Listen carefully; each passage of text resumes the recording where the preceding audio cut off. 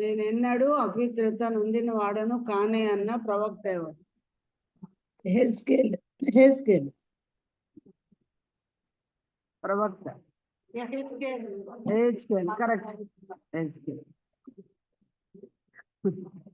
శక్యమైతే మీ కన్నులు ఊడబెరికి నాకు ఇచ్చి ఉందరు అని ఏ సంఘమును గురించి పౌలు చెప్పాడు?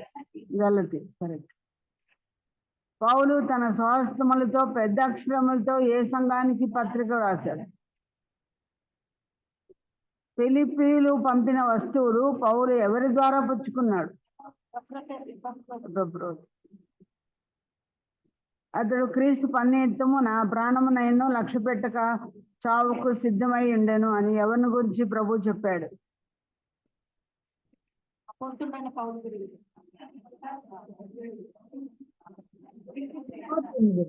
అతడు క్రీస్తు పని నిమిత్తము నా ప్రాణము నైను లక్ష్య పెట్టక చావునకు సిద్ధమై ఉండెను అని పౌలు ఎవరిని గురించి చెప్పాడు? పైన చెప్పిన క్వశ్చన్ లో ఉన్నవాడే ఆయన నీ ఉద్యోగం నుండి నిన్ను త్రోసివేయనని యెషయా గ్రంథంలో ఎవని గురించి చెప్పబడింది?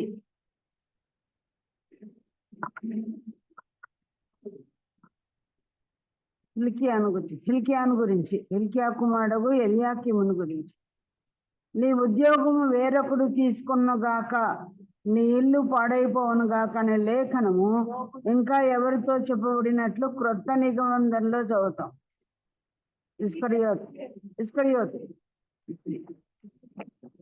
అలా పాత నిబంధనలో ఎల్యాకీము కుమారుడైన హిల్కియా కుమారుడైన ఎల్యాకీము, కొత్త నిబంధనలో ఇస్కరియోతు. ఆకాశం ఉన్నంత వరకు అతని సింహాసనము నేను నిలిపెదను అని ఏ రాజును గురించి దేవుడు చెప్పాడు? దావీదును.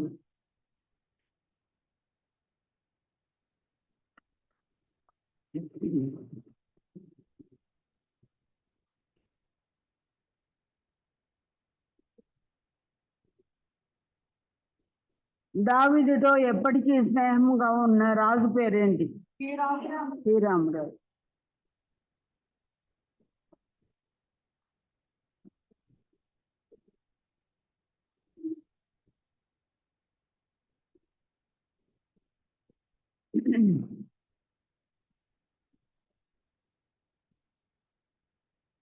ఏ నాటకం వింతైనది అని బైబిల్లో రాయబడింది?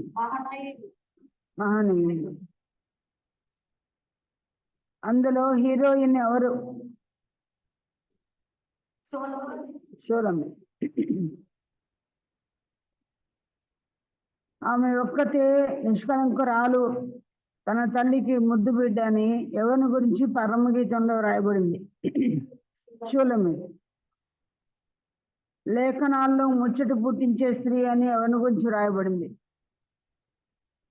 లేఖనములలో ముచ్చట పుట్టించే స్త్రీ అని ఎవరిని గురించి రాయబడింది? పరమగీతంలో షోలమ్మి. అదే కరెక్ట్.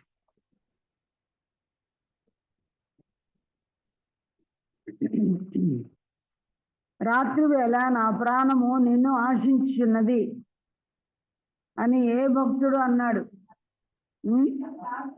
పోయినసారి అడిగితే కూడా ఇదే తప్పు చెప్పారు. సాధారణంగా దావీదే అనుకుంటాం మనం.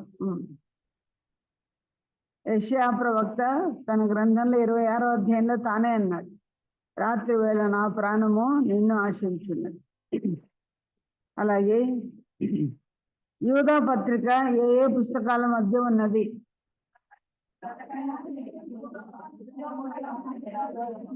కరెక్ట్. వృద్ధులకు ఏది సౌందర్యం అని ప్రభు చెప్పాడు? అదే బైబిల్ టర్మినాలజీ చెప్పుకోవాలంటే తలనేరుపు వృద్ధులకు సౌందర్యం ఉన్నది. గాయములు చేయు దెబ్బలు అంతరంగంలో చొచ్చి డాష్ను తొలగించును. గాయములు చేయు దెబ్బలు అంతరంగంలో చొచ్చి డాష్ను తొలగించును. కరెక్ట్. చెడుతనమును తొలగించు. నోటిని నాలుకను కాపాడుకున్నవాడు శ్రమల నుండి నేనే చెప్పేశాను. సుఖభోగములు యందు వాంఛగల వానికి డాష్ కలుగును, లేమి కలుగును. ప్రాణం విసికించు జగడగొండితో కాపురం చేయవాడు బైబిల్లో ఎవరు? దేవీల.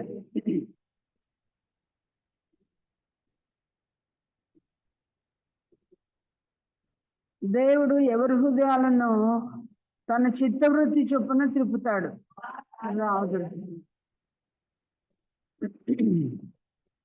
బాలుడు నడవలసిన త్రోవను వానికి నేర్పుము, దాని నుండి అతడు తొలగిపోవడం అనే వాక్యం యొక్క రెఫరెన్స్ చెప్పాలి. 22:6. తన పనిలో నిపుణత గలవాన్ని చూచితివా, వాడు అల్పులైన వారి ఎదుట కాదు డాష్ ఎదుటనే నిలిచి. సామెత. తిరుగు లేకుండా హఠాత్తుగా నాశనమగునని ఎవని గురించి సొలొమోను సేవకుల గ్రంథంలో రాశాడు.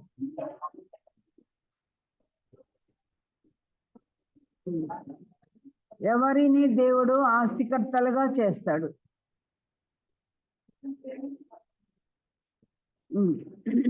తనను ప్రేమించు వారిని ఆస్తికర్తలుగా చేస్తాడు. ఎవడు తన ఆస్తిని పాడు చేసుకుంటాడు? ఎవడు తన ఆస్తిని పాడు చేసుకుంటాడు? వేశ్యలతో సాంగత్యం చేయవ. 29:3 సామెతల గ్రంథం.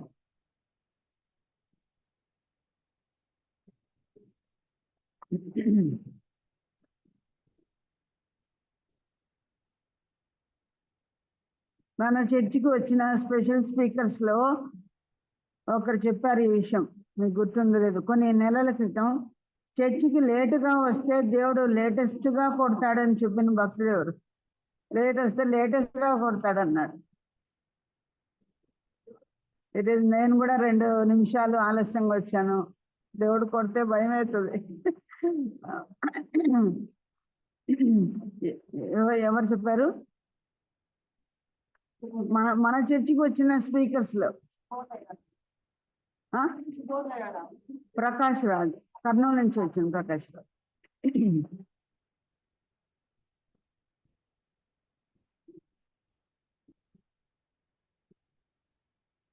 ఏ ప్రవక్తను దేవుడు నిన్ను ఇత్తడి ప్రకారముగా నేను నియమించుదని చెప్పాడు ఇర్మియా. లేఖనాల్లో ఏ రాకుమారుడు చిక్కిపోయాడు? అమ్నాను.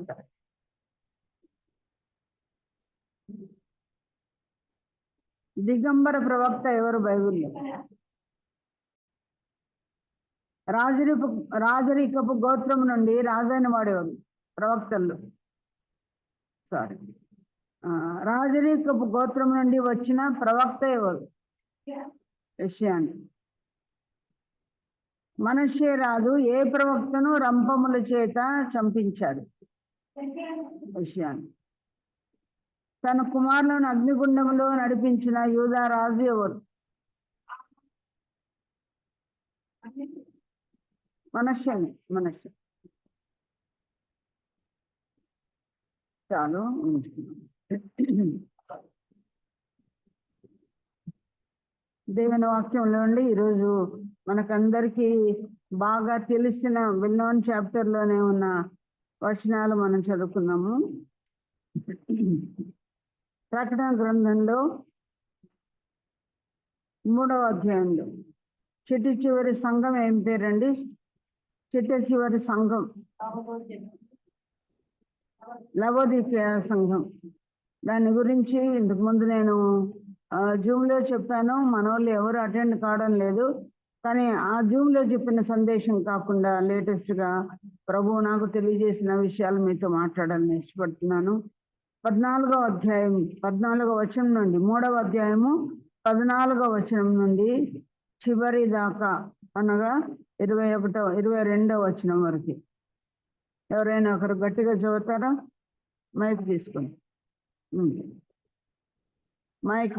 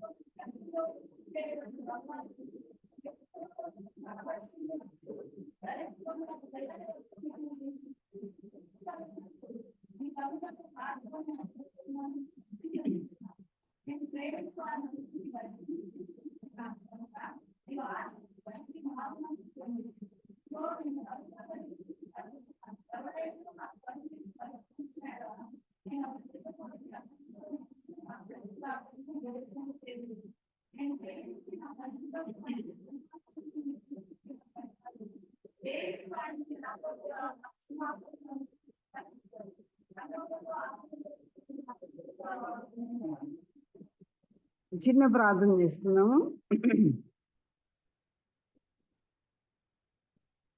దయాళుడు అయిన తండ్రి, ప్రేమమయుడా, నీ ప్రేమ ఎంత గొప్పదో.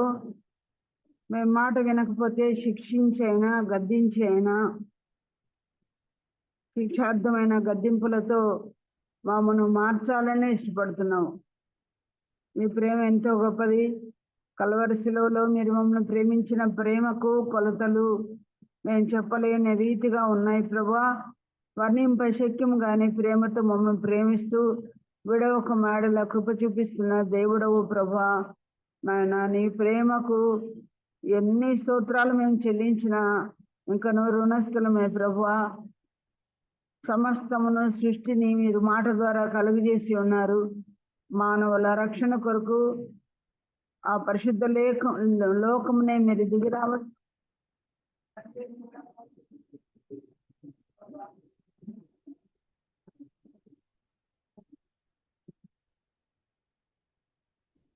మరి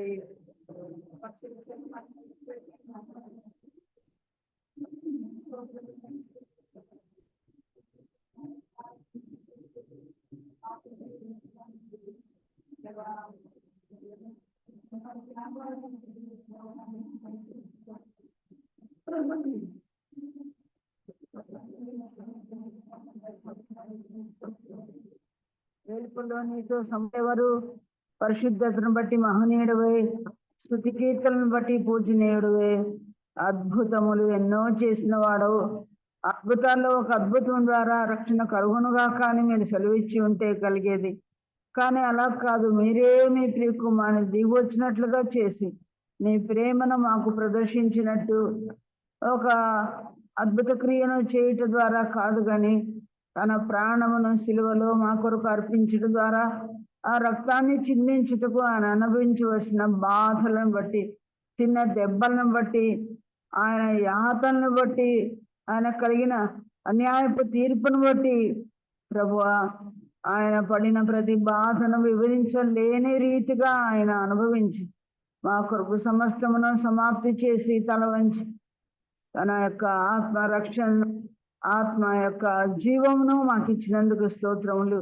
ఇప్పుడే మేము పాట పాడుకున్నట్లుగా మార్గము, సత్యము, జీవమై ఉన్నావు, నీకు స్తోత్రం. పరలోకానికి మార్గమైన దేవా, చాలా మంది మతము మతము మతం అని కొట్టుకొని ప్రభా నీ బిడ్డలను కొడుతూ వారిని కూడా హింసించి యాతన పరిచి చంపుతున్న దినాలు దేవానైనా నిన్న వరకు మేము అనుభవిస్తూనే ఉన్నాం.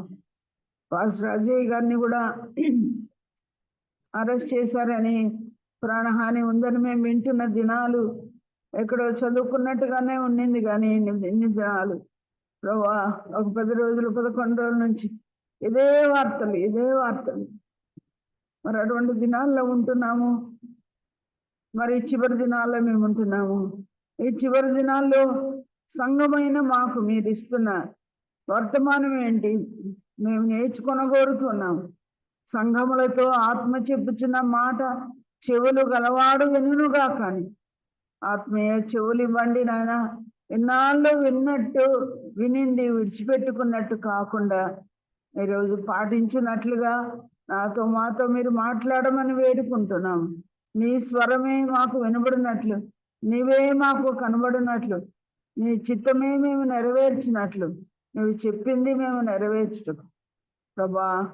మాకు ఇంతకు ముందు లేని వినికిడి, ఇంతకు ముందు లేని గ్రహింపు, ఇంతకు ముందు లేని అనుసరణ మాకు ఇస్తారని నమ్మి మీకు స్తోత్రం చెల్లిస్తూ, వచ్చిన వారిని బట్టి మీకు వందనాలు. రాని వారు ఎవరు ప్రభా, వారందరినీ మీరే నడిపించండి.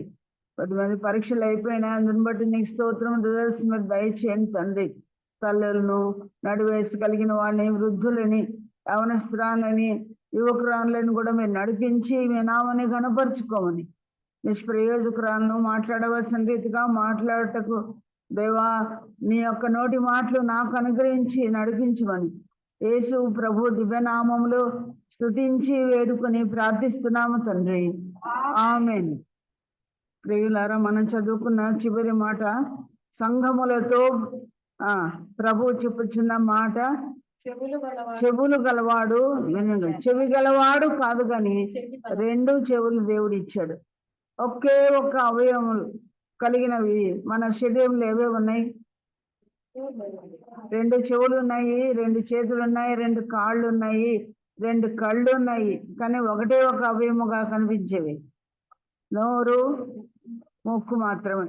కానీ చెవులు 2 ఇచ్చాడు. చాలాసార్లు చెప్పడం మనం వింటాం, పాటలు కూడా ఉన్నాయి.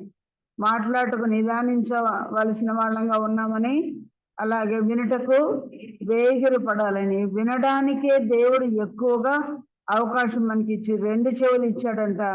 తక్కువగా మాట్లాడాలని ఒక నోరే ఇచ్చాడని నేర్చుకుంటున్నాం.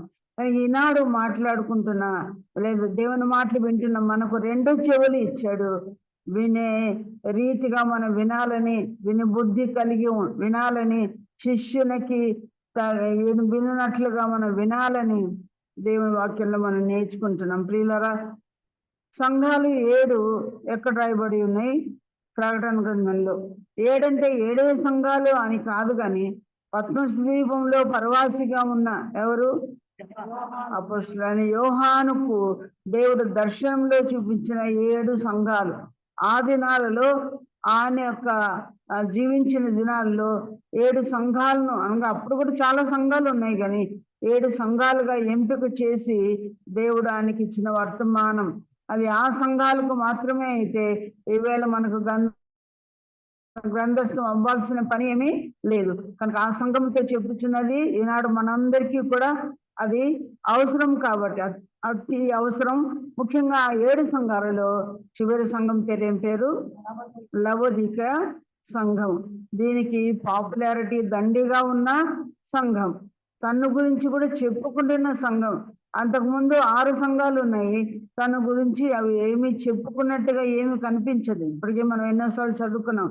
కానీ ఈ సంఘం తన గురించి ఏమని చెప్పుకుంటా ఉంది? ఎవరు ధనవంతుడు? నేను ధనవంతుడను, ధనవృద్ధి చేసి ఉన్నాను, నాకేమీ కొదువా. ఈ సంఘం చాలా బెల్లాఫ్గా ఉంది. భౌతికంగా ఏమీ తక్కువ లేకుండా ఉంది. చాలా ధనిక సంపన్నమైన సంఘం అని మనకు ఎరుగుదు. నీ దరిద్రతను ఎరుగుతునని ఏ సంఘంతో దేవుడు చెప్పాడు? అన్నిటికంటే ఎక్కువ కష్టాలు పొందిన సంఘం ఏదండి? 2వ సంఘమైన స్మరణ. ప్రభు 9వ వచనంలో ఏమన్నాడు? నీ శ్రమను, నీ దరిద్రతను నేను ఎరుగును, అయినను నీవు ఆత్మీయంగా చాలా ధనిక సంపన్నమైన స్థితి ఏ సంఘానికి ఉంది? భౌతికంగా ధనిక సంపన్నమైన స్థితి దేనికి ఉంది? ఈ సంఘ కాలంలోనే ఆఖరి సంఘమైన మన తర్వాత ఏమైనా సంఘం ఉంటుందండి? జరిగే పరిస్థితులను బట్టి ఎండలో ఉన్నాం. ప్రభు రాకకు సమీపమైన స్థితిలో మనం ఉన్నాం. మరి ఎక్కువ రోజులు జీవిస్తామనే నమ్మకము లేదని మనము తెలుసుకుంటే అనుభవంలో మనకే అర్థమవుతుంది, మన ఆత్మకే. ఎవరూ చెప్పాల్సిన అవసరం లేదు. అన్ని కష్ట దినాలు ఈ దినాల్లో మనము చేస్తున్నాం. కానీ ఈ సంఘాన్ని దేవుడు దరిద్రంగా ఉంచనే లేదు కదా. బ్యాంక్ బ్యాలెన్స్ దండిగా ఉన్నాయి. ఒకప్పుడు దరిద్రులమే, కానీ ఇప్పుడు ధనవంతులుగా ఆస్తిపాస్తులు ఇచ్చాడు. మరి వస్త్రహీనత లేకుండా చేశాడు, ధనహీనత లేకుండా చేశాడు. అన్ని కూడా మన పితరులందరికంటే కూడా వాళ్ళని గొప్పగానే దీవించాడు. కానీ ఇది మనము చెప్పుకుంటున్నామంట. చాలా సార్లు మన గురించి మనం ఏం చెప్పుకుంటున్నామంట, ఒకవేళ ఇప్పుడు ఇక్కడ కాకపోయినా లోకంలో మనము వర్క్ చేసే మరి పరిస్థితుల్లో కానీ ఆయా చోట్ల మనల్ని గురించి మాకేం తక్కువ లేదు, దేవుడు మమ్మల్ని చల్లగా దీవించాడని చెప్పి మనకున్న భౌతికమైన విషయాలను బట్టి చెప్పుకుంటున్నామేమో. ఒకవేళ ధనికులుగా లేకపోయినా ధనికులుగా ఉన్నట్లు నటిస్తున్నామేమో. ఇంతకు లోకానికి మనం అందరం కూడా చాలా ధనికులుగానే కనిపిస్తున్నాం. కానీ ప్రభు ఈ చిట్ట చివరి సంఘంతో తను తాను ఏమని పరిచయం చేసుకుంటున్నాడు, తన గురించి ఏం చెప్తున్నాడు చూడండి. 14 సత్యసాక్షియు దేవుని సృష్టికి ఆదినైన వాడు చెప్పు సంగతులు ఏమనగా. ఎవరంట ఈ సంఘంతో మాట్లాడేవాడు? ఆమెన్ అనేవాడు. ఆమెన్ అంటే ఎప్పుడంటాం ఆమెనని? ప్రార్థన చివరిలో ఆమెన్ అంటాం. మనం ఎంతమంది ఆమెన్ అన్నా కూడా ఎవరనాలి ఆమెనని? దేవుడే అన్నారు. మన ప్రార్థనలన్నిటికీ ఆమెన్ చెప్పాలి అంటే ప్రతి ప్రార్థనను దేవుడు వింటున్నాడా లేదా? ఎవరైనా అక్కడ ప్రార్థన చేస్తే ఇంకోటి వింటారా లేదా, కానీ లాస్ట్ మాత్రం అందరూ ఏం చెప్తామో, ఫాలో అయినా కాకపోయినా ఆమెన్ అంటామేమో. కానీ అసలు ఆమె వేసిన వాడు ఎవరు? ఆమెనంటే హిందువులు అంటా ఉంటారు కదా, తదాస్తు అని, అంటే నువ్వు చెప్పిందే జరుగును గాక అన్నట్టు. దేవుడు ఆమెననేవాడని కనుక ప్రతి ప్రార్థన వినాలి అంటే ఒకేసారి ఎంతమంది చేసినా దేవుడు అందరి ప్రార్థనలు వింటున్నాడు. మరి ఆ ప్రార్థనలన్నిటికీ ఆమెన్ అనువాడు రెండవదిగా ఎవడంట?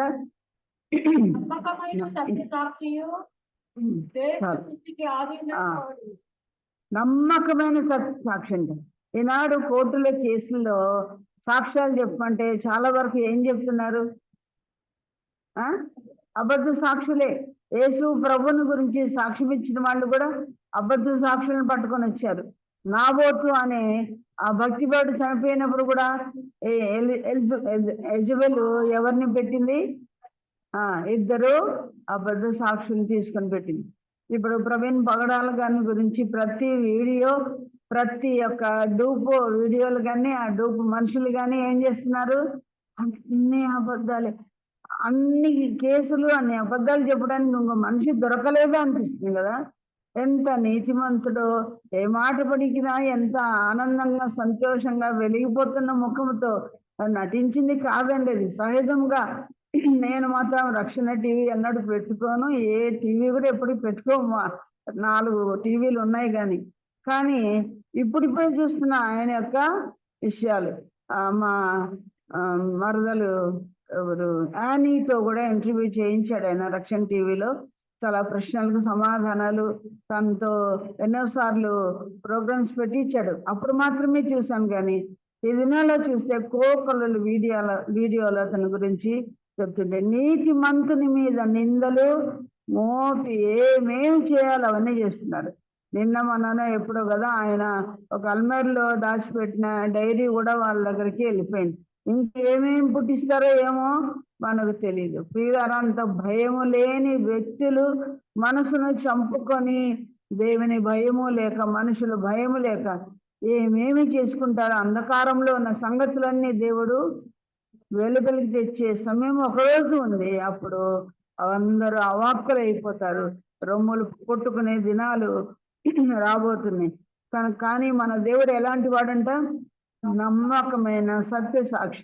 అబద్ధ సాక్షులు ఆయన గురించి అబద్ధములు చెప్తూ ఉండగా నమ్మకమైన సత్య సాక్షి. మనందరి విషయంలో కూడా ఆయన హిజ్రాయి ఇలాంటిది కాదు, మేరీ ఇలాంటిది కాదు, మరియమ్మ ఇలాంటిది కాదు అని చెప్పేవాడు కదా. ఈమె జోలికి పోకుడి అని చెప్పేవాడు కూడా ప్రభు అయిన యేసుక్రీస్తు. అంత గొప్ప దేవుడు నమ్మకమైన రీతిగా మనతో మాట్లాడుతున్నాడు. ఇంకా ఎవరంటే ఆయన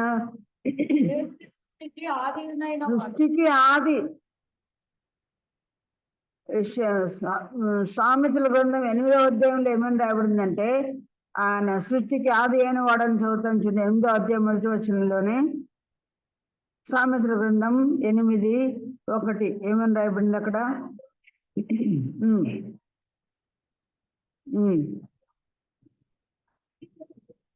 ఉమ్, ఉమ్,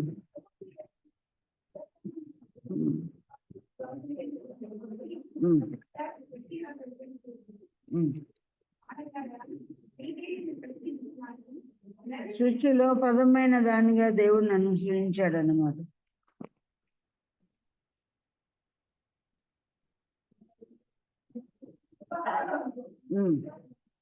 నంబర్ చెప్పినాను 22.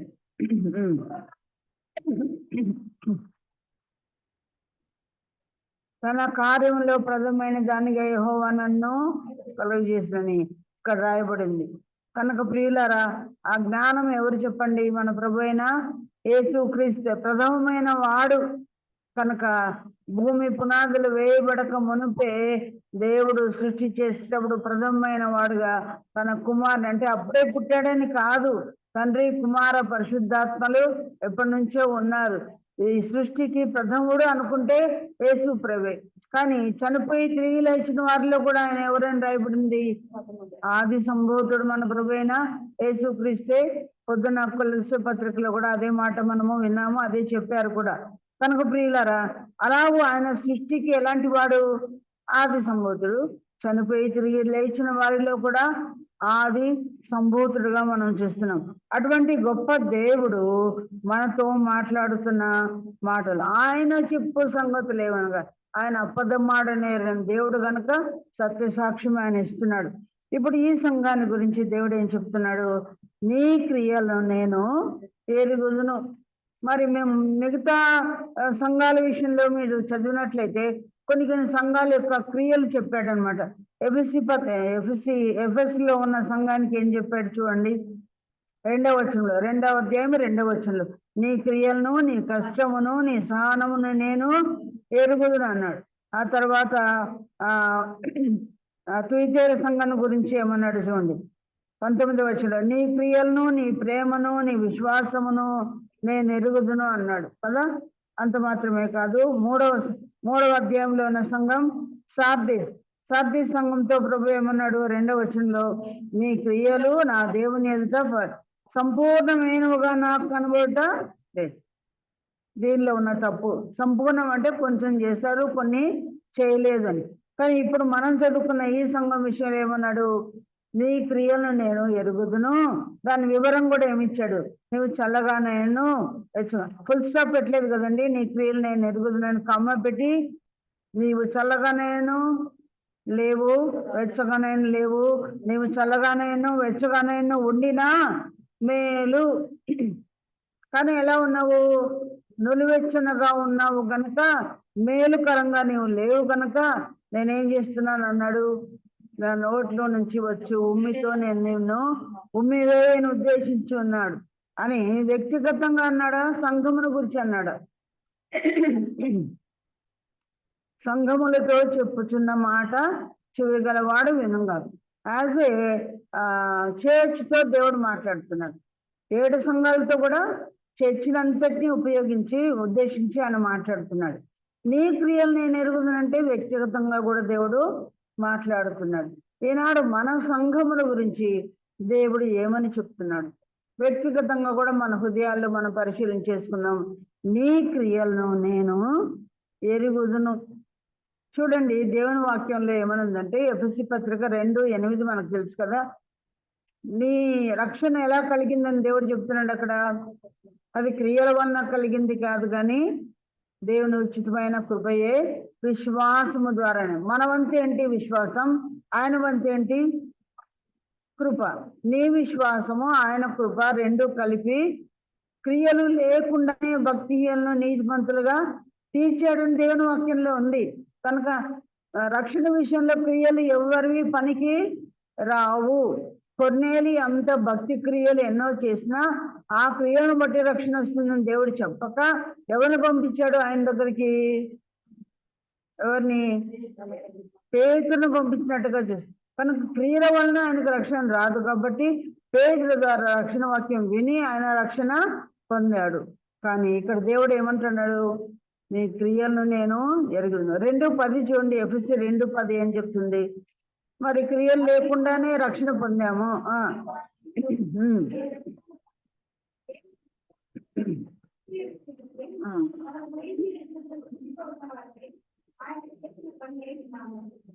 మనము దేవుడు మనల్ని చేశాడంట, చేసుకున్నాడు. సృష్టిని కలగమంటే చెట్లు చేమలు అన్ని కలిగాయి. మానవుని ఏం చేసుకున్నాడు చెప్పండి? ఎలా? మానవుడు కలుగును కాక, ఆదాము కలుగును కాక అన్నాడా? ఏమన్నాడు? చేసుకున్నాడంట. బొమ్మను చేసి ఆదాము నాసికారంధ్రంలో ఊదగా నరుడు జీవవాయువు అయినట్టుగా మనం చూస్తున్నాం. ఆయన ద్వారా వచ్చిన మనం అందరము దేవుని చేతులతో చేయబడిన వ్యక్తులుగా మనం ఉన్నాం. ఆ చేస్తున్న క్రమంలో ఆ ప్రభు ఏమన్నాడు? మీరు నేను చేసిన చేతి పని అయి ఉన్నాను. ఎందుకు చేశాడు? ఎందుకు చెప్పలేదు, చెప్పి మనం సృజించలేదు, కానీ ఆయన మనల్ని చేసుకునే పనిలో ఉండి చేశాడు. ఎందుకు చేశాడంటే ఇక్కడ ఉంది కదా 2:10 క్రీస్తు యేసునందు మనం చేయబడి ఉన్నాం. ఎందుకు? దేవుడు ముందుగా సిద్ధపరిచిన సత్క్రియలు చేయుటకై అన్నాడు. ఏమి చేయుటకై మనల్ని చేసుకున్నాడు దేవుడు? సత్క్రియలు. మనల్ని ఒక్కొక్కరినండి ఎంతమంది వచ్చారో మీరు కౌంట్ చేయండి. మనల్ని చేసుకున్నాడు చేతులతో. ఎందుకోసం? సత్క్రియలు చేయడానికి కోసం. అంటే అందరికీ ఒకటే సత్క్రియలు ఉంటాయంటారా? ప్రతి ఒక్కరికి సత్క్రియలు ఉన్నాయి. రక్షణ విషయంలో క్రియలు ఏం లేవు.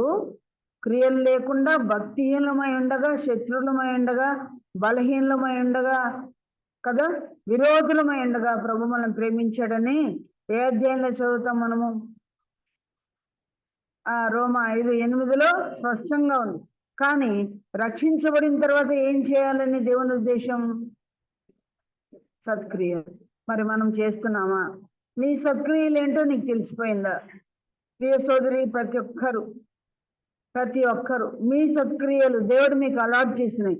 ఇన్ని క్రియలు కిజే చేయాలి, ఇన్ని క్రియలు అమృత చేయాలి, ఇన్ని క్రియలు మార్గరెట్ చేయాలి. అట్లా మన పేరంతా పెట్టి దేవుడు మనల్ని సత్క్రియలు చేయమన్నాడు. ఈ క్రియలు చేస్తేనే, చేయకపోతే ఏమేస్తాడంట మన మీద? ఉమ్మి వేస్తాడు. మన పిల్లల మీద ఎప్పుడైనా మనం ఉమ్మేస్తామా చెప్పండి? ఎంత బేజారైతేనో, ఎంత మనం సతాయిచ్చి ఉంటేనో, ఎంత దేవుని ఎక్స్పెక్టేషన్ని మనం వమ్ము చేసి ఉంటేనో, ఎన్నిసార్లు దేవునికి అవిధేయులమై ఉంటేనో దేవుడు ఉమ్మి వేస్తాడా? లేఖనాల్లో దేవుడు ఎప్పుడు ఉమ్మి వేశాడో మీకు గుర్తుందా? గుడ్డివాడిని కన్నులను తెరవడానికి దేవుడు ఉమ్మి వేసి, ఏంటి దేవునికి అంత పొగరా? మేము అంత నీచంగా కనిపిస్తున్నామా అనిపించే పరిస్థితులుగా ఉంటాయి. కానీ దేని కొరకు వేశాడు? నా ఉమ్మిలో ఉన్న శక్తి ఎంత గొప్పదో అని మనము తెలుసుకోవాలి. ఈనాడు దేవుడు ఆ ఉమ్మి మన మీద వేస్తున్నాడంటే ఆశ్చర్యక్రియలు చేసేదానికి కాదు, అద్భుతాలు చేయడానికి కాదు. దేనికోసం? అసహ్యతను చూసి ఎంత అసహ్యపడదామో దానికి గుర్తుగా ఏమేస్తాం మనము? లోపల ఉమ్మి లేకపోయినా తెచ్చుకొని, అంటే దేవునికి ఎంత రోతగా కనిపిస్తామో ఆలోచన చేయండి. ముగ్గురు పిల్లలు ఇంట్లో పొద్దున్నే ఉన్నట్లయితే ఆ ముగ్గురు పిల్లలు సరిగా తల్లికి సాయం చేయకపోతే తల్లి ఎంత బేజారు పడుతుంది. అట్లా ఏంలంతా జీవితకాలం అంతా ఒక్క పనికి కూడా ఆ పిల్లలు పనికి రాకపోతే అప్పుడు వస్తుందేమో తల్లి కూడా ఉమ్మి వేస్తుంది. కడుపున పుట్టినారు కానీ నాకు ఏమీ ఉపయోగం లేదు, పుట్టినా పుట్టకపోయినా వేస్ట్, నువ్వు నాకు పుట్టలేదు అనుకుంటాను అనుకుని తల్లి తండ్రి ఎవరి మీదైనా వేశారో లేదో నేనేమీ చూడలేదు. ఒకవేళ అట్టి సతాయించే కుమార్తెలుగా మనం ఉంటేనే దేవుడు రేపొద్దున తీర్పులో ఉమ్మి వేస్తాడేమో మనం ఆలోచించాలి. ఇది చాలా సీరియస్ మ్యాటర్.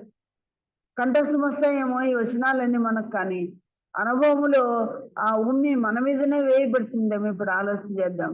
క్రియలను గురించే ఈరోజు ముఖ్యంగా మనం మాట్లాడుకుందాం. ఈ క్రియలను గురించి దేవుడు యెషయా కాదు, యోహాను గ్రంథంలో, యోహాను సువార్తలో ఏమన్నాడు చూడండి. యోహాను సువార్త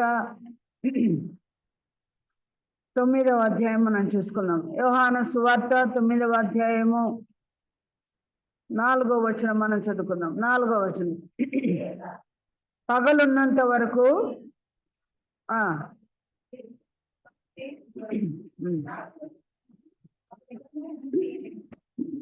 చాలు. పగలున్నంత వరకు నన్ను పంపిన వాని క్రియలు మనము చేయుచుండవలను. రాత్రి వచ్చుచున్నది, అప్పుడు ఎవరును పని చేయలేడు. సరే, ఇప్పుడు దేవుని పనులు మనం చేయాలి అంటే, దేవుని క్రియలు చేయాలంటే ఇప్పుడు ఏ కాలం ఉంది? కృపాకాలమే. ఇక్కడ చెప్పింది పగటి కాలం. ఆయన అజయ్ పాస్టర్ కూడా నిన్న కిడ్నాప్ చేశారు కదా, చాలా మంది మీరు వార్తలు విన్నారో లేదో తెలీదు. ఆయన్ని కూడా 1.5 సంవత్సరం పాప ఉంది. ఆయన ఇంటర్వ్యూ చేస్తున్న సమయంలో ఆ పిల్ల ఏడుస్తా ఉంది. భార్య లలిత ఆమె పేరు. ఆమె చెప్తా ఉంది, చెప్పకుండా వచ్చారు, తీసుకుని వెళ్ళిపోయారు.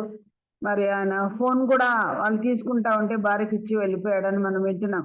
ప్రియులారా, చీకటి కాలం ఇప్పుడే వచ్చేసింది అనిపిస్తా ఉంది నాకేమో. ఒకవేళ ఇంకా ప్రభు రాలేదు, మరి ప్రభు వస్తే ఆల్రెడీ చీకటి వచ్చినట్టే ఉంది. 60వ అధ్యాయము 1-2 వచనాలు చదివితే యెషయా గ్రంథంలో ఏమని చెప్పండి? లెమ్ము, నీకు వెలుగు వచ్చి ఉన్నది, యెహోవా నీ మీద ఉదయిస్తున్నాడు అన్నది. 2వ వచనంలో ఏముంది? భూమి మీద చీకటి కమ్ముచున్నది, కటిక చీకటి కమ్ముచున్నది అని రాయబడింది. ఆల్రెడీ చీకటి కాలం వచ్చిందేగా కాబట్టే ఆయన పొట్టలో పెట్టుకున్నారు. ఎవరిని? పగడాల ప్రవీణ్ గారిని. ఒక 10 రోజులు అవుతుందో లేదో అజయ్ గారిని తీసుకెళ్లారు. రేపు నెక్స్ట్ ప్రసాద్ అని అంటున్నారు. ఆ తర్వాత హనీ జాన్సన్ అంటున్నారు. ఇంకా ఆయన ఎవరు? ఎంపీ గారు హర్షకుమార్ కదా అని చెప్పింది, మాజీ ఎంపీ, ఆయన అంటున్నారు. 1 by 1 ఇలాగ చేస్తూ ఒకవేళ 18 చర్చిలు ఉన్నాయంట చెప్పారు నాకు. తిరుపతిలో వాటిని కూలగొట్టాలని ఆలోచన చేస్తున్నారు. నంబర్ 1 బ్రదర్ బక్సింగ్ ఫెలోషిప్ గారిదంట. మాకు న్యూసెన్స్ ఎక్కువ. కనుక ఈ దినాలు చీకటి దినాలు కాదంటారా? రాత్రి సమీపిస్తుందా లేదా? అలాగా ఒకవేళ సాయంకాలంలో ఉన్నామేమో మనము తెలియదు. కనుక ప్రియులారా, ఇటువంటి సమయంలో ఇంకా రాత్రి వస్తే ఎవడు ఏ క్రియలు ఏ పని చేయదు. తండ్రి నన్ను పంపిన క్రియలు నేను చేస్తున్నానని కుమారుడైన యేసుక్రీస్తు అన్నాడు. పరలోకపు తండ్రి నిన్ను నన్ను పంపి ఉన్నాడు. ఒక రీతిగా మనం అపోస్తలు గానే అనుకోవాలి. 11 మంది అపోస్తలు, మళ్ళీ ఇంకొక అపోస్తల్ని ఎన్నుకున్నారు. ఎవరి ప్రదేశంలో, ఎవరి స్థానంలో? ఇస్కరియోతు యూదా స్థానంలో. ప్రతి ఒక్కరిని దేవుడు ఇండైరెక్ట్ గా మనం కూడా పంపి ఉన్నాడు. మనం కూడా పంపబడిన దేవుని బిడ్డలమే. మనము దేవుని క్రియలు చేయడానికే, ఆయన చేతి పనియే దేవుడు మనల్ని పంపాడు. ఈ లోకంలో క్రియలు చేయడానికి. పొద్దు మునుగుతుంది అంటాం కదా మనము. ఇప్పుడు చూడండి, బయట చూస్తే పొద్దు మునిగిన సందర్భంలో మనం ఉన్నాం. మరి ఇంకా ప్రభు రాలేదు, ఇంకొంచెం ఏమైనా వెలుగుందేమో. కనుక పగలు మరి కాలంలోనే ప్రభు మనల్ని పంపిన పనులు మనము చేయవలసిన వారముగా ఉన్నాము ప్రియులారా. మరి రాత్రి వస్తే ఎవరు ఏ పని చేయరు. ఇప్పటికీ ఎవరికైనా పత్రిక ఇస్తున్నామో చెప్పండి. నారాయణపురం మేము వెళ్ళి ఉన్నప్పుడు కొంచెం ఒకరికి ఇచ్చిందే లేదా ఎవరు? జయమని సిస్టర్. ఎట్లా వచ్చారో మనుషులు మనం ఎరుగుదాం. అప్పటి నుంచి పత్రికలు ఇవ్వాలంటే ఎప్పుడు మన పర్సులో పెట్టుకునే వాళ్ళం. నోటి మాటలైనా అదను చూసి చెప్పాల్సిందే గాని పత్రిక ఇచ్చే కాలం అయిపోయింది. చీకటి కాలం వచ్చి ఇంకా ఏమి చేయగలము? పగలంతా పోగొట్టుకున్నామే, సాయంకాలం వచ్చింది, రాత్రి వస్తుంది, పగలు కాదే. ఏమి చేయగలము ప్రభు కొరకు? మనం ఏమీ చేయలేని పరిస్థితుల్లో మనం ఉన్నాం కదా. మరి 4వ అధ్యాయం 3వ వచనం 34వ వచనం చూడండి.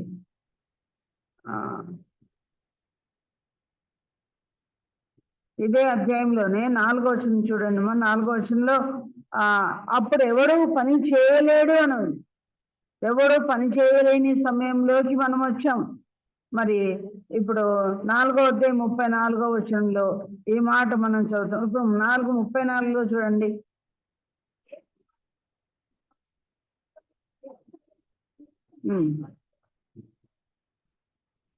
నాలుగో అధ్యాయంలో ఏ స్త్రీ కనిపిస్తుంది? ముఖ్యంగా మనకు సమరయ స్త్రీ కనిపిస్తుంది.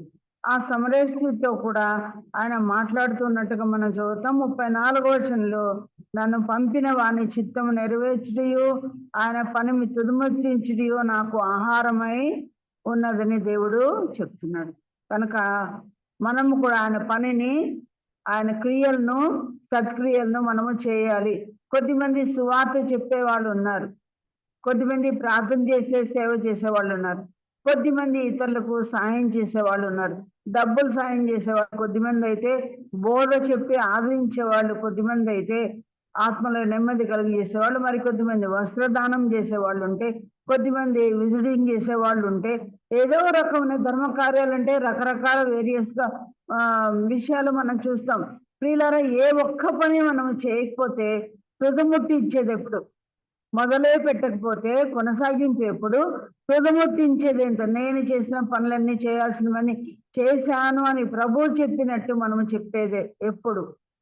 కనుక ప్రభువా నేనేం చేయాలి సత్క్రియలని మనం ఒక్కొక్కరం ప్రభువుని అడగాల్సిన అవసరం ఉందంటారా లేదంటారా? లేకపోతే ఏమేస్తాడంట దేవుడు మన మీద? ఉమ్మి వేస్తాడంట. కాబట్టి ప్రభువా ఇంతవరకు నేను చేయవలసిన విషయాలు నేను తెలుసుకోనకుండా చేసేవాళ్ళు చేస్తారులే, సేవ చేస్తారులే, పెద్దలు చేస్తారులే, డీకన్స్ చేస్తారులే, ఇప్పుడు నాకేమీ లేదు, అసలు నా దగ్గర ఏమీ లేదు, నేనేమీ చేయలేను అని అనుకుని ఒకవేళ చేతులు ముడుచుకొని మనం కూర్చున్నామేమో, ఆ పేద విధవరాలకి ఏముందని ఆమె సక్రియ చేసిందండి? ఏముంది ఆమె దగ్గర? ఒకటి దేవునికి, ఒకటి నాకు అనుకోలేదుగా ఏం చేసిందంట? ఆ రెండో ప్రభువుకి ఇచ్చిందండి. అందరికంటే ఎక్కువ వేసింది ఏమన్నాడు దేవుడు? ఈ విధవరాలు నా ఎక్కువ, అందరికంటే ఎక్కువగా వేసిందని సాక్ష్యం చెప్తాడు. కనుక బైబిల్లో పరలోకంలో మనం వెళ్ళిన తర్వాత అందరికంటే రిచెస్ట్ పర్సన్ ఎవరండి? ఆ స్త్రీ. ఏమో దేవుడు ఎంతగా ఆమెను దీవించబోతున్నాడో మనం ఆ రోజుల్లో మనం చూస్తాం. కనుక మన జీవితంలో ఇంకా ఏవి చేయవలసి ఉండేనో కన్నులు తెరుచుకొనకుండా మూసుకొని ఉన్నామేమో. కనీసం ఈ సాయంకాలంలో ఎన్నో సాయంకాలాలు పోయినాయి, ఎన్నో సంవత్సరాలు పోయినాయి, ఎన్నో 3 పూట్ల పోయినాయి, ఈ సాయంకాలమే మిగిలిందేమో. ప్రభువా నిజంగా దేవుడు జీతం ఇచ్చేటప్పుడు ఎవరితో పాటు ఎవరికి సమానంగా ఇచ్చాడండి? ప్రొద్దున వచ్చిన 9 గంటలకు వచ్చిన వాళ్ళకి సాయంకాలం 5 గంటలకు వచ్చిన వాళ్ళకి కూడా ఒకే జీతము ఇచ్చాడంట. ప్రియులారా, ఇప్పుడైనా మేలుకుంటే 6 గంటల 6:30 సమయంలోనే మేలుకుంటే దేవుని జీతం ఎట్లుంటుందో ఇప్పుడైనా మనం మేలుకుందాం. అందుకే ప్రభు రక్షణ విషయంలో కూడా ఏమన్నాడు? ఇప్పుడైనాను, ఈ సమయం అందైనను, ఈ నీ దినం అందైనను నా రెక్కల కిందికి వస్తే నీవు రక్షించబడతావని. యెరూషలేము విషయంలో నా రెక్కల కిందికి రమ్మని ప్రభు ఎట్లా అడిగాడు? సత్క్రియల విషయంలో కూడా ప్రభు ఎన్నో విషయాలు ఎవరో చేస్తారులే అనుకున్నాను, కానీ ఈ రోజు నేను తెలుసుకున్నాను, ప్రభు నీవు నన్ను ఒక ఉద్దేశించేతనే చేసావు ప్రభా. ఎవరి పక్షంలో నేను చేయవలసిన సత్క్రియలు నేను చేయలేదు తండ్రి, ఇప్పుడు నేను మేలుకుంటాను. నీవు ఉమ్మి నా మీద వద్దు ప్రభా, నేను ఎంతో బేజారుపరిచాను. మనం మేలుకున్నాం. అలాగ తెలుసుకొని ఏం చేయాలంట? వాటిని తుదమెట్టించాలని దేవుని వాక్యంలో మనము చూస్తున్నట్టుగా ఇక్కడ గమనిస్తున్నాం. కనుక 9:4 పనులు చేయాలని దేవుడు చెప్పాడు. 4:34 మరి యోహాను పత్రికలో, యోహాను సువార్తలు అలాగ మనం చెప్పుకున్నాము. ఇప్పుడు సంఘానికి దేవుడు ఎలా మాట్లాడుతున్నాడో రెవల్యూషన్ లో ఏదైనా 22వ అధ్యాయం అండి, ప్రకటన గ్రంథం 22వ అధ్యాయము 12వ వచనంలో దేవుడు ఏం చెప్తున్నాడు? 22:12. వాడి క్రియలు చెప్పున ప్రతి వాడికి నేను నా యొక్క ఉన్నది. ఈ సత్క్రియలన్నీ చేస్తే దేవుడు ఏమి ఇస్తాడంట? మనకు జీతం ఇస్తాడంట. నాకెందుకో ఇప్పుడు డౌట్ ఈ రోజు వచ్చింది. దేవుడు మనందరికీ పరలోకంకి వెళ్ళిన తర్వాత జీతం ఇస్తాడంట. మీలో చాలా మంది టీచర్స్ ఉన్నారు, మీ అందరికీ జీతాలు ఎంతనో మీకు తెలుసు, అవునా? ఎవరెవరు ఏమేం పనుల్లో ఆర్జిస్తున్నారో నాకైతే తెలియదు. మన జీతాలు భూలోకంలో మనకు తెలుసు, పరలోకంలో జీతం ఎలాగో డిపెండ్ అయి ఉంటుంది మనం చేసిన క్రియలను బట్టి. జీతం వచ్చిన రోజు సంతోషమా అండి? 1వ తారీఖు సంతోషమా? 30వ తారీఖు సంతోషమా? 1వ తారీఖు 1వ తారీఖేనా జీతాలు పడేది? పెన్షన్ లేవనా? ఆ దినమైతే కనిపెట్టుకొని ఉంటామేమో, అవి ఎంత సంతోషిస్తాం. కానీ పాపానికి వచ్చే జీతం ఏంటంట? నిత్య మరణమైన నరకం. దేవుని మహాకృపను బట్టి చేసిన పాపాలు అన్నీ చెప్పుకోకపోయినా, తండ్రి నేను పాపినంటేనే డీటెయిల్స్ ఏమీ అడగకుండా ప్రభు ఉచితముగా నీతిమంతులుగా తీర్చి పరలోకంలో జీవగ్రంథం మన పేర్లు రాశాడు కనుక ఆ మహానరకం నుండి తప్పించిన దేవునికి జీవితమంతా సేవించిన ఆయన కృపను మనము ఇంకా రుణస్థలమై ఉంటాం. కానీ పరలోకంలో జీతం ఇస్తాడంట, సంతోషింపజేసే జీతం. అది ఓనామాలు రాని వాళ్ళకు కూడా దేవుడు జీతం ఇస్తాడు. కానీ ఏం చేసి ఉండాలి? మనము సత్క్రియలు చేసి ఉండాలి. మరి నీకు జీతం కావాలి అంటే ఏం చేయాలి?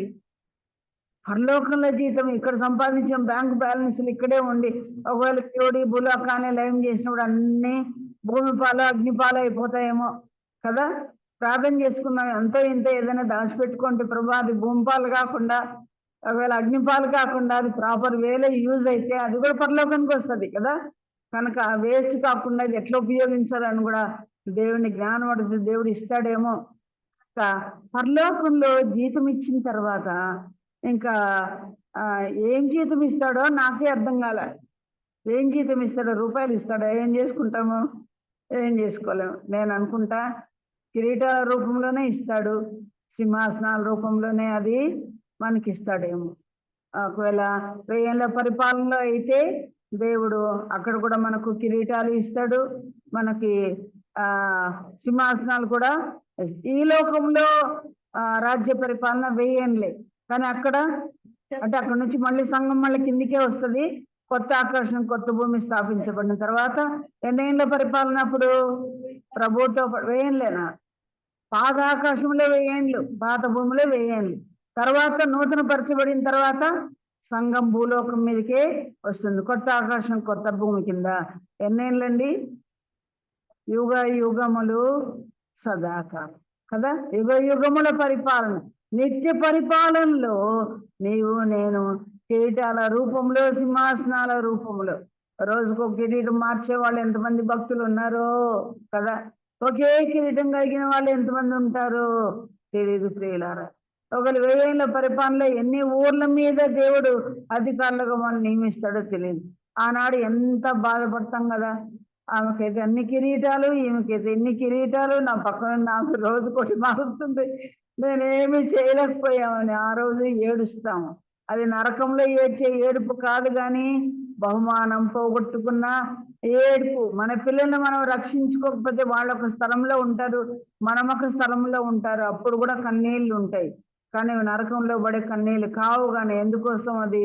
అయ్యో నేనున్న స్థలంలో నా పిల్లలు రాలేకపోయారే, నా మనమళ్ళు నా మనవరాళ్ళు రాలేకపోయారు, వాళ్ళంతగా సాక్యానే, వాళ్ళ గురించి అంతగా ప్రార్థన చేశానే, వాళ్ళ విషయంలో నాకు ఇన్ని కోరికలు ఉండనే, అవన్నీ మమ్మయిపోయాయి. కొన్నిసార్లు మన కన్నీళ్ళు వస్తాయి. ఆ కన్నీటి బాష్ప బిందువులన్నీ దేవుడు అప్పుడు తుడుస్తాడు. ఛాన్స్ ఇచ్చాను, నువ్వు ప్రార్థన చేసావు, వాళ్ళు రాలేకపోయారని ఏడవకు అని అప్పుడు మన కన్నీళ్లు దేవుడు తుడుస్తారని. అంతకు మించిన కన్నీళ్లు మనకేమి ఉండవు. యుగ యుగంలో సంతోషము సమాధానమే ప్రియులారా. అట్లయితే ఈనాడు మన క్రియలను దేవుడు ఎరుగునన్నాడు. కొద్దిమంది చేశారు, సంపూర్ణంగా చేయలేదంట. అదే సార్థి సంఘం, నీ క్రియలు నేను ఎరుగుదును, కానీ అవి నా ఎదుట సంపూర్ణముగా కనబడ్డారు. ఒకవేళ సగమే చేశారేమో, వాళ్ళు 80% చేశారేమో, 90% చేశారేమో, ఇంకా కొద్ది ఉంది అంటున్నాడు. దాన్ని కూడా పెద్దగా మెచ్చుకోలేదు ఆయన కదా. కనుక ప్రియులరా, మన జీవితంలో ఇంకా సంపూర్ణంగా లేవేమో, అసలు ఎన్ని ఉన్నాయో లేదో తెలియదేమో మనకు. నీకు ఎన్ని మార్కులు వస్తాయి ఆ విషయంలో, ఎంత పర్సంటేజ్లో నీవు ఉన్నావో నేనున్నాను తెలియదేమో. కనుక క్రియలు చేసే సంఘముగా గాస్పుల్ హాల్ సంఘం ఉండాలని దేవుడు చెప్తున్నాడు. ఈ సంఘం అంట దేవుడిని ఎక్కడ పెట్టిందంట? హృదయం అనే తలుపున దండి తడుచున్నాను పాటే మనకుంది కదా.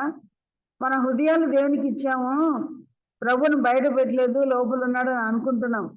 వ్యక్తిగతంగా ప్రభుకి మనసులో హృదయంలో చోటు ఇచ్చామేమో, కానీ యాజ్ ఎ చర్చిగా చూస్తే చర్చ్ మనమే కదా. లౌకిక సంఘము ఎక్కడ పెట్టామంటే దేవుణ్ణి. ఎన్ని గేట్లు ఉన్నాయండి? ఈ గేటు మూసేశారు ఇప్పుడు. 1, 2 ఇట్లా చూస్తే 3 గేట్లు. వాళ్ళు పోవాలంటే ఇది కూడా ఒక గేటే అనుకోండి, 4 గేట్లు ఉన్నాయి. 4 గేట్లు బయట దేవుణ్ణి పెట్టామంట. ఎందుని బట్టి ఈ గేట్లు బయట పెట్టామంటే క్రియలను బట్టి కదా. క్రియలను బట్టి దేవుని బయట పెట్టామని మన వాక్యంలో మనం చూస్తున్నాం. ఇది నేను తర్వాత చెప్తాను.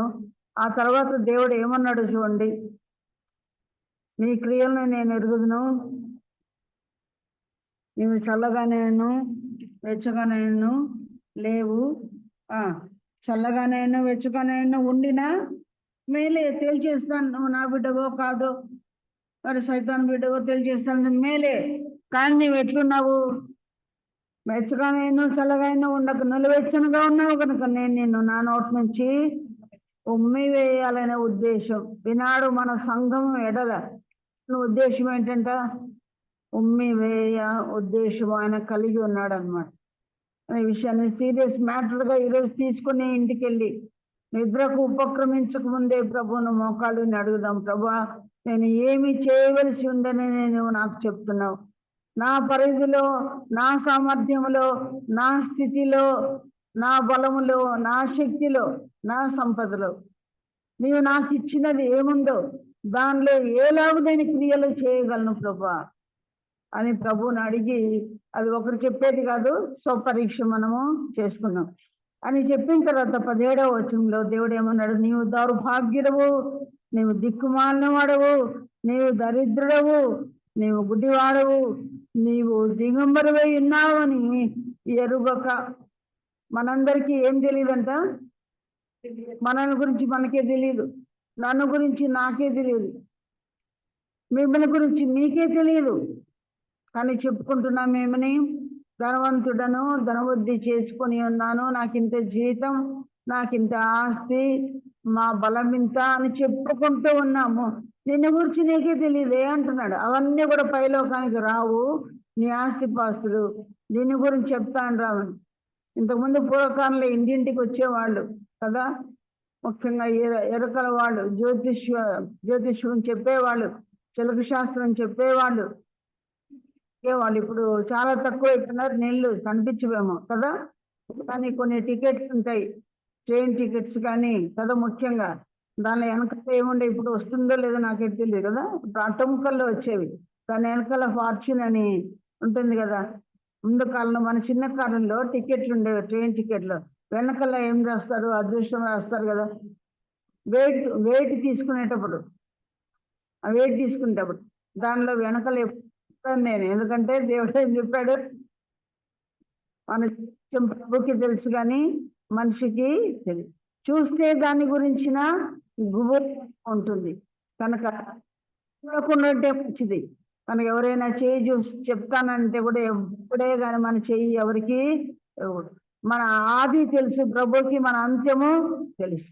ఆది అంత్యం తెలిసిన వాడు నిన్ను గురించి నన్ను గురించి చెప్తున్న మాటలేంటి, 5 మాటలు. 5 మాటలు దాని అక్షరంతో ఎన్నున్నాయి చూడండి, దాని అక్షరంతో ఎన్నున్నాయి. దౌర్భాగ్యుడవు, దిక్కుమాలినవాడవు, దరిద్రుడవు, దిగంబరుడవు. ఒక రీతిగా దేవుడు తిడుతున్నట్టే ఉంది, అంతేనా? ఎవరైనా ఈ 4 మాటలు మనల్ని అంటే మనం పడతామని చెప్పండి. దౌర్భాగ్యురాలా అంటే ఎవరైనా పడతామా మనం? ఎవరంటున్నారు? ఆమెను అనువాడు నమ్మకమైన సత్యముగా చెప్పేవాడు, నన్ను గురించి నేను గురించి. 4 దాతో ప్రారంభమయ్యే అక్షరాలతో పదాలు చెప్తున్నాడు, అవి 4 మనకేనంట. 5వది ఏంటి? గుడ్డివాడు.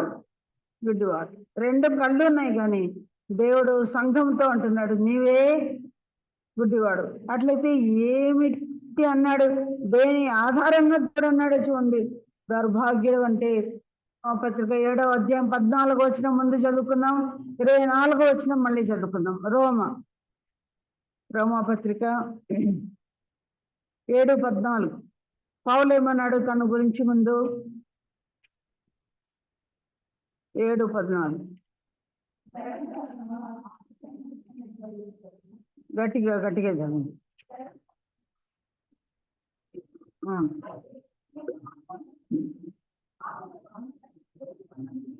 పౌలు ఏమంటున్నాడు? శరీర సంబంధినై ఉన్నాను అన్నాడు. 24వ వచనంలో ఏమన్నాడు?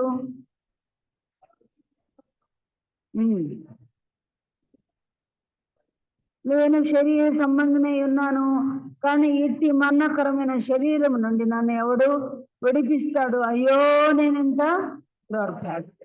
పౌలు భక్తుడే తన గురించి ఏమనుకున్నాడు? నేను శరీర సంబంధంగా జీవిస్తున్నాను కాబట్టి నేను ఎంత దౌర్భాగ్యుడని అన్నాడు. అందులో ఆత్మ, ప్రాణ, శరీరం 3 ఉన్నాయి కదా. కానీ మనం ఏ సంబంధులము? శరీర సంబంధాలుగా ఉన్నామా, ఆత్మ సంబంధాలుగా ఉన్నామా? పౌలంతా భక్తిపరుడు ఏమంటున్నాడు? నేను శరీరం బట్టి నడుచుకుంటున్నానే. శరీరము దేనికి నడిపిస్తుంది? శరీరానుసారమైన మనస్సు మరణమని 8వ అధ్యాయంలో కూడా అదంతా చెప్తున్నాడు ఆయన. కనుక ప్రియులారా, వాళ్ళు భక్తుడే వ్యక్తిగా నడుచుకున్నప్పుడు దౌర్భాగ్యుడనే అన్నాడే. కానీ 8వ అధ్యాయంలో ఏమన్నాడు?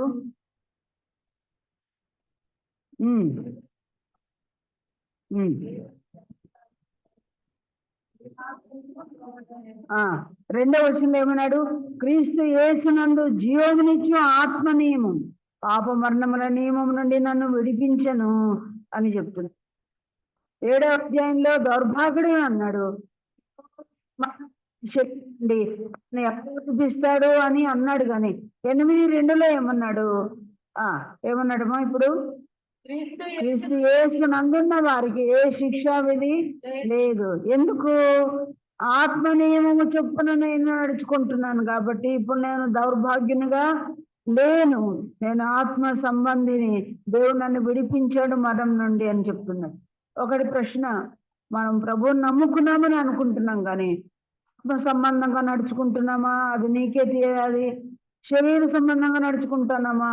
అది కూడా నాకే తెలియాలి. కనుక పాప మరణములు విడిపించబడిన దేహాన్ని మనం కలిగి ఉన్నామా? ఆత్మ నియమము చొప్పునే నడుచుకోవాలంట. మనకు ఇప్పుడు 2 మనసులు ఉంటాయి. శరీర సంబంధంగా నడుచుకోవాలా, నడుచుకోవాలా? ఒకరు ఎవరైనా ఒక మాట అన్నారు, ఇమ్మీడియట్ గా ఏం అనిపిస్తుంది? ఉప్పు కారాలు తింటున్నాం కాబట్టి, వయసు ఉంది కాబట్టి, ఉడుకు రక్తంలో ఉన్నాం కాబట్టి వెంటనే నువ్వు సాగుతున్నావా, నన్ను సంకరిస్తున్నావా, నేనెందుకు ఊరుకుండాలని శరీర సంబంధమైన మనసు వెంటనే చెప్తుంది.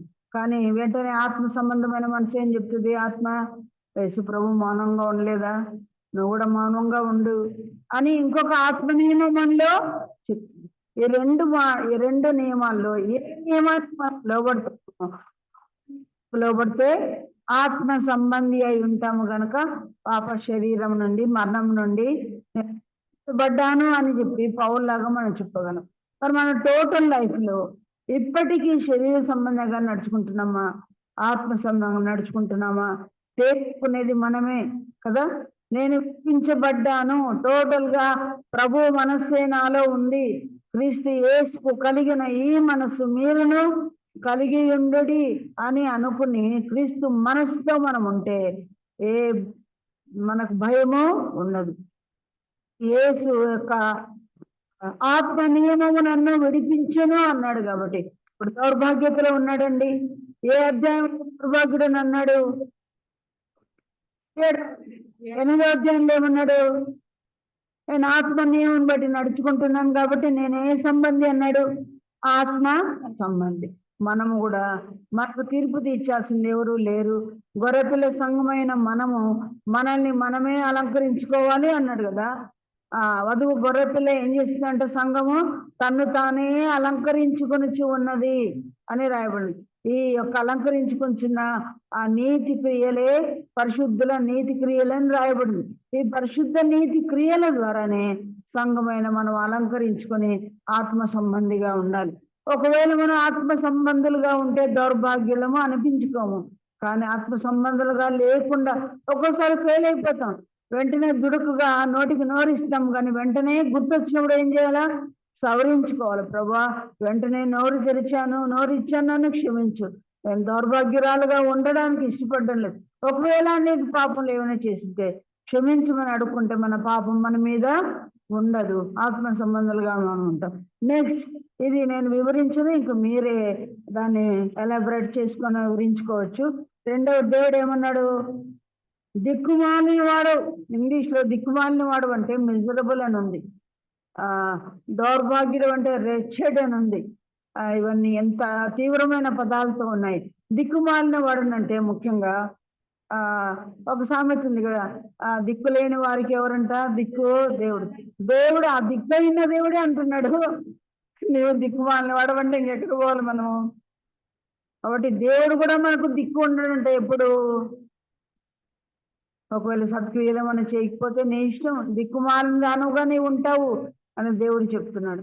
కనుక దిక్కుమాలిన వారంగా ఉన్నామా. నెక్స్ట్ దరిద్రుడవు అన్నాడు. దరిద్రుడు అంటే ఈ సంఘం ఏం చెప్పుకుంటా ఉంది, నేను ధనవంతుడను ధనవృద్ధి చేసుకొని ఉన్నానంటే అటువంటి మనిషిని పట్టుకొని, సంఘాన్ని పట్టుకొని దేవుడు నీవు దరిద్రుడవే అన్నాడు. దరిద్రుడు అంటే ఐశ్వర్యము లేదు, ఏ యొక్క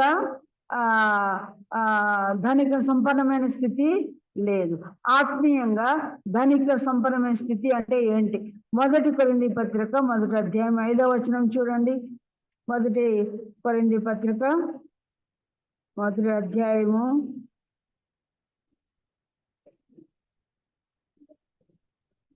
5వ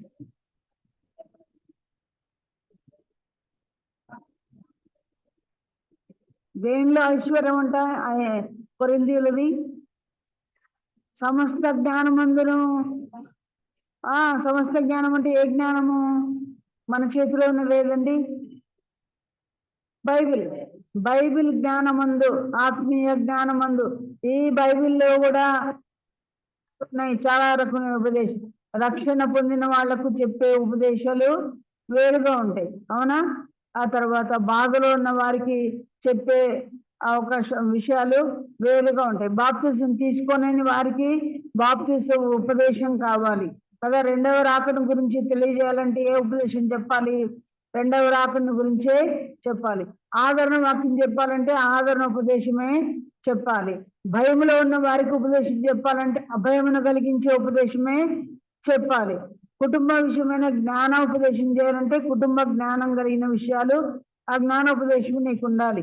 31వ సామెతలు చెప్పాలంటే కదా ఒక జ్ఞానం కదా, కుటుంబ జ్ఞానం, గుణవతిని గురించిన జ్ఞానం. కనుక సమస్త ఉపదేశాలు ఉన్నాయి, ఒకటే కాదు. కాబట్టి ఈ సమస్త ఉపదేశం చెప్పమంటే ఎవరు చెప్తారు? ఏ సంఘం వాళ్ళు? మనం చదివిన కొరింథీ సంఘం వాళ్ళు. దీని అంటే వాళ్ళ ఐశ్వర్యం. కానీ లౌకిక సంఘం వాళ్ళ ఐశ్వర్యం ఏంటంట, నాకు ఎన్ని ఎకరాలు ఉందో చెప్తాను రా, నాకెంత బ్యాలెన్స్ ఉందో చెప్తాను రా అని చెప్పేవాడు అనమాట. వీళ్ళు ఇలా చెప్పుకుంటే ఇది లౌకిక సంఘం అవుతుంది. కానీ ఈ ఐశ్వర్యం మనం కలిగి ఉండాలి. అప్పుడు మనల్ని ఏమంటాడు దేవుడు? నీ దరిద్రత నేను ఎరుగుదును అన్నాడు, కానీ ఏమంటాడు? నీ ఆత్మీయ ఐశ్వర్యము నాకు. అట్లయితే వాక్యము బాగా నేర్చుకున్న వారిని నీ ఆత్మీయ ఐశ్వర్యము నాకు తెలుసును, ఎంత ఉపదేశం వస్తుందో నాకు తెలుసునండి. దేవుడు మెచ్చుకుంటాడు అనమాట. ఇలా 7 ఏళ్ళ శ్రమల కాలంలో మనకు అక్కడ తీర్పు జరుగుతుంది కదా, గొర్రెపిల్ల వివాహ ఉత్సవం అయిన తర్వాత దానిలో అన్ని ఇవే ముచ్చటలే, ఇవే తీర్పు ముచ్చటలే. దుర్భాగ్యుడని అనిపించుకోకుండా, దిక్కుమాలిన వారు అనిపించుకోకుండా, చాలా ధనికురాలు, ఆత్మ సంబంధమైన ధనము నీకుందని ప్రభు మనకి ఏం బహుమానాలు ఇస్తాడో అది మనకి ఎంతో సంతోషం. తర్వాత దేవుడు ఏమన్నాడు? గుడ్డివాడవు. గుడ్డివాడవు అంటే దృష్టి లేని ఉన్నాయి, కానీ సంఘాన్ని దేవుడు ఆత్మీయ దృష్టి లేదు. వ్యక్తిలో గుర్తెరగలుగుతున్నామా? ఆ వ్యక్తిని గురించి మనము ఆత్మీయతను బేరీజు వేయగలమా? ఆ వ్యక్తితో కొంతకాలం మనం సవాసం చేసినప్పుడే కదా. ఉదయకాలం ఎంతోమంది వచ్చారు, 4 గేట్ల నుంచి ఎంతమంది వెళ్ళిపోయారు, ఎంతమందితో మనం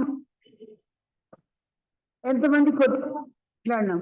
మన సీట్లకు బెల్ట్ వేసి మనల్ని కూర్చోపెట్టుకున్నట్టుగా చాలా మంది మనం కూర్చున్న సీట్ కొనిపోతున్నాం, మాట్లాడిన వాళ్ళతో మాట్లాడుతున్నాం. వేరే కొత్త వారిని మనం పరిచయం చేసుకున్నామా? వారి అడ్రస్లు తీసుకున్నామా? వారు ఎక్కడుంటారో అడిగి పేరు తెలుసుకున్నామా? ఆ కొత్త ముఖాల యొక్క నంబర్లు, ఫోన్ నెంబర్లు మనం తెలుసుకున్నామా? వాళ్ళ యొక్క విషయాలు మనం తెలుసుకున్నామా? ఇతరుల విషయంలో గుడ్డి వాళ్ళుగా ఉన్నామేమో. మన కుటుంబం, మన సమస్య, వాటి గురించి మాత్రమే మనకు తెలుసాము. ప్రియులారా, ఎంతమందితో మాట్లాడినారు? అడిగితే చెప్పగలం ఆన్సర్ ఏముంది? ఇతరులకు ఏ విషయంలో మనం ఉపయోగపడుతున్నాం? మనం ఆలోచన చేయాలి. పోయిన వారం ఒక అమ్మాయితో మాట్లాడితే ఎంఎస్సి అమ్మాయి చదువుకుంది, ఇక్కడ కాలేజీలో లెక్చరర్గా పనిచేస్తుంది. అమ్మాయిని నేను ఎప్పుడు చూడలే. అక్కడ కూర్చుంటే అందరూ మజ్జిగ తాగుతున్నారు, అక్కడ నిలబడితే అమ్మాయిని మాట్లాడిస్తే ఆమె విషయాలన్నీ తెలిసింది. నేను ఏం అడిగానో అదే ఆ మనసులో ఉన్నాయంటే అవన్నీ కూడా. రక్షణ లేదు, ఎన్ని మార్లు గద్దించినా తిరుగు లేకుండా హఠాత్తుగా నీ పాపాయం మార్చుకోకపోతే అట్లా అవుతావు అని నమ్మకిస్తుంది. అంటే అదే అక్కడ వాక్యం చెప్పినాడు ఆ అంకుల్, అదే మాట అన్నాడు, నేను రక్షించబడలేదు అని అనిపిస్తుంది నాకని అవన్నీ చెప్పింది అనమాట అమ్మాయి.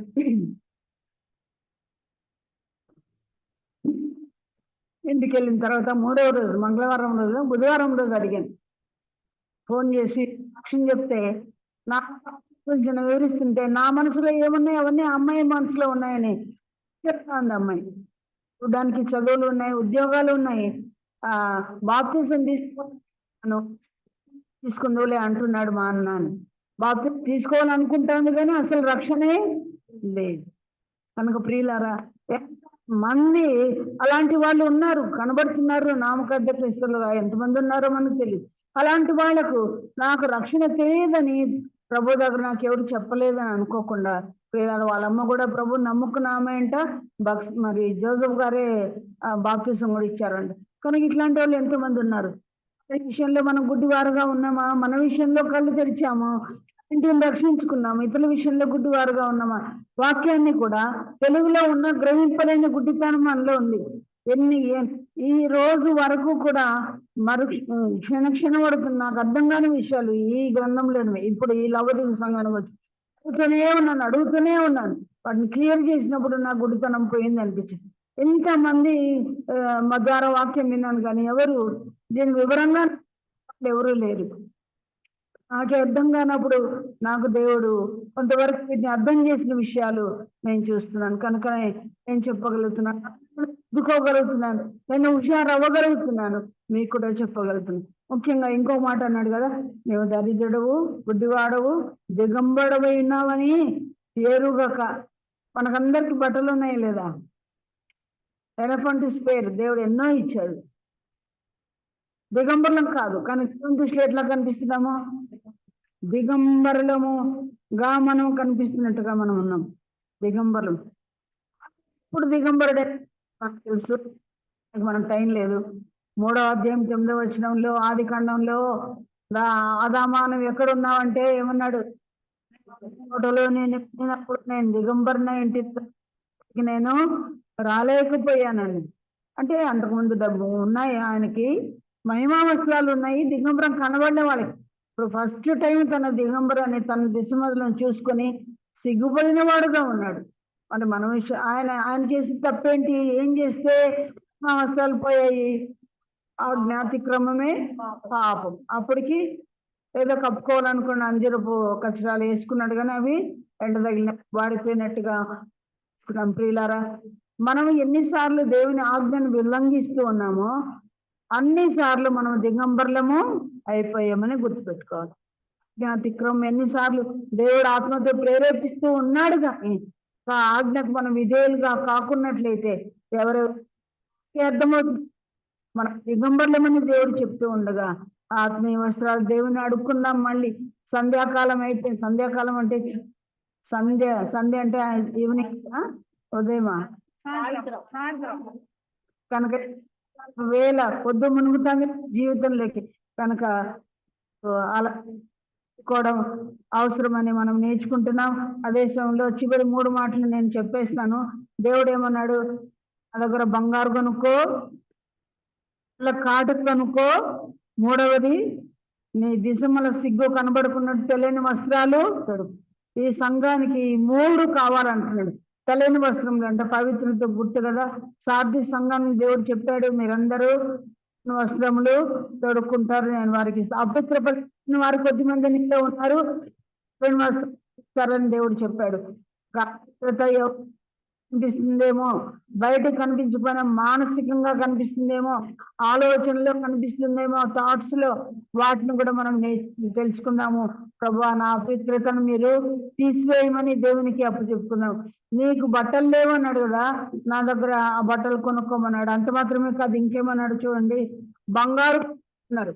లౌకికంగా భౌతిక బంగారు కూడా చాలా మందికి ఉంది, బ్యాంకుల్లో కూడా దాచిపెట్టుకున్న బంగారు ఉంది. కానీ ఏంటంటే దేవుని బంగారు, అవన్నీ నేను చూపించేందుకు టైం లేదు.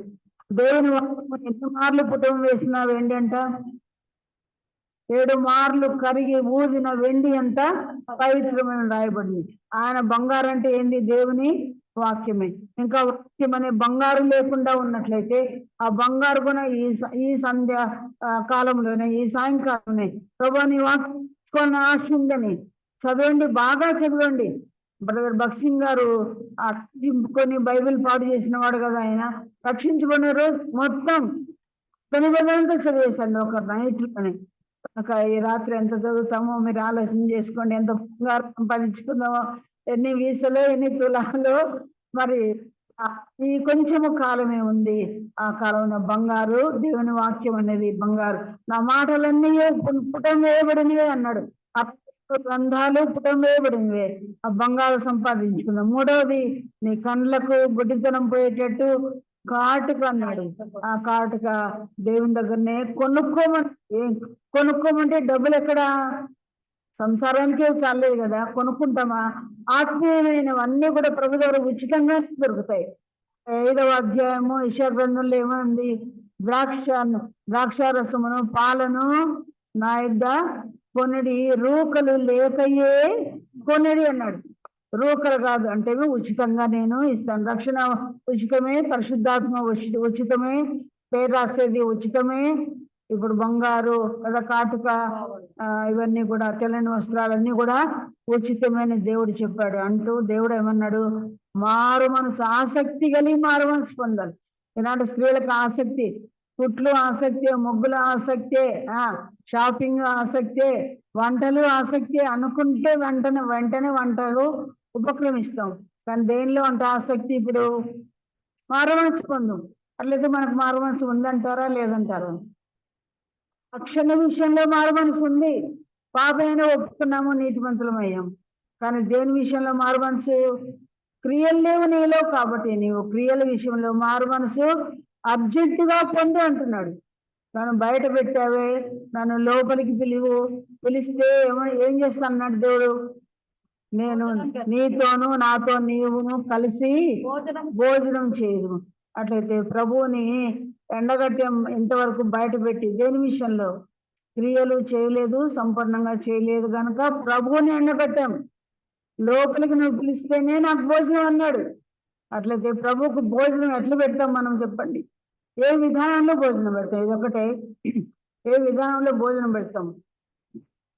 యోహాను సువార్త 4:34లో ఏం చదువుకున్నాం ఇందాక? ఆయన పని తుదిముట్టించిదియో, ఆయన పనిని ఆ పనిని తుదిముట్టించిదియే నాకు భోజనము పానమై ఉన్నది అన్నాడు.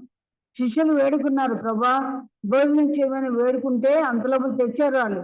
ప్రభు నాకు ఇది భోజనం కాదు, మీకు తెలియని ఆహారం నా దగ్గర ఉందన్నాడు. ఏమంటా? నా పని మొదలు పెట్టాలి, దాన్ని తుదుముట్టించియే నాకు భోజనము ఆహారం. ఈనాడు దేవుని కొరకు మనం చేసే క్రియలన్నీ చేస్తే దేవుడు మన హృదయంలోకి, మన సంఘములోకి వచ్చి మనతో భోజనం చేస్తాడంట. అదే దేవుని యొక్క ఆహారం. కనుక ఆసక్తి కలిగి మారు మనసు పొందమని రక్షణ లేని వాళ్ళకి చెప్తున్నాం మనము. ఇప్పుడు సంఘము మనం ఎలాంటి ఆసక్తితో మారు మనసు పొందాలా? క్రియల విషయమైన మారు మనసు. అలాగే చేయడానికి దేవుడు మా అందరితో మాట్లాడుతూ ఉండగా ఆ పని రాత్రి చేసి పడకలకి ఎక్కాలని ప్రభు పేట మీ అందరికీ నేను మనవి చేస్తున్నాను. దేవుడి మాటలు మన కొరకు దీవించును గాక.